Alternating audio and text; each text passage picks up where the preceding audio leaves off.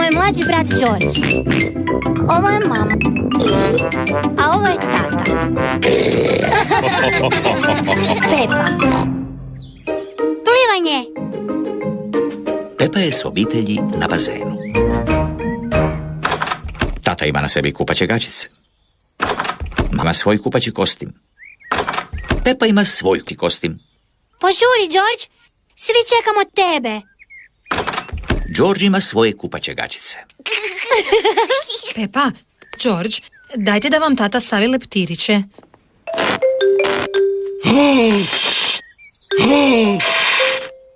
Tako, George.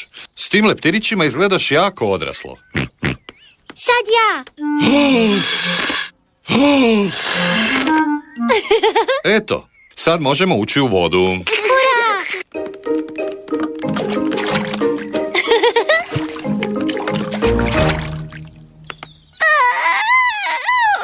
George je danas prvi put na bazenu. Zašto za početak ne spustiš samo jednu nogu u vodu? Možda bi probati staviti i drugu nogu? Možda bi George mogao staviti obje noge istovremeno. Dobra ideja.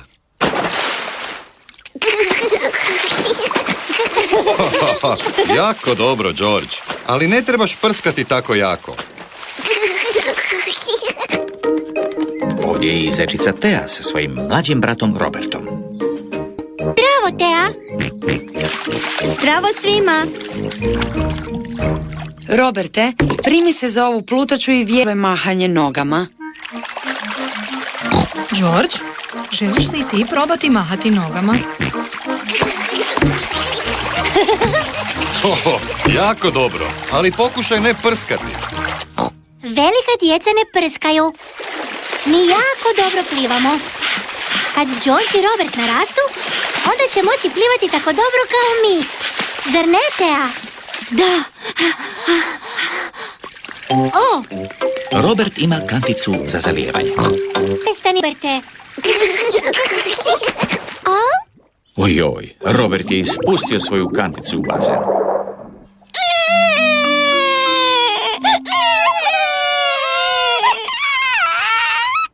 Žao mi je, Roberte, ne mogu je doseći. Preduboko je. Mama! Ja ne znam roniti. Pa čak ni ja ne znam roniti. Molim te, pričuvaj mi naočale, mamice.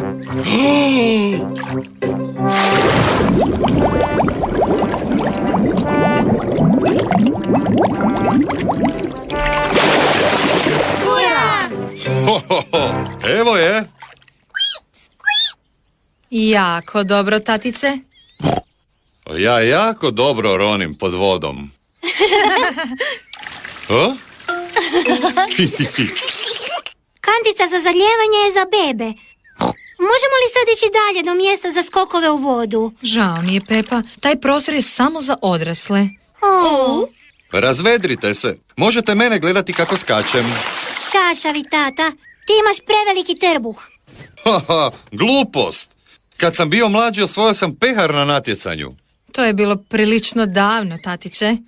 Ali na sreću još uvijek sam u jako dobroj formi. Molim te, mamice, pridrži mi naočale. Bolje ćete me vidjeti ako gledate sa strane. Tata, molim te, nemoj nas zaliti vodom. Naravno da neću, Pepa. Mislim da trebam ići više. Tatice, molim te, budi pažljiv. Da, nemoj nas zaliti, tata. Ne brini, Pepa. Tata, molim te, nemoj nas zaliti vodom. Rekao sam ti da neću. Pametni tata. Jako dobro, tatice. Ne treba mi ručnik. Imam poseban način sušenja bez ručnika. Sad je tata sve zalio vodom. Tata... Oprostite svi.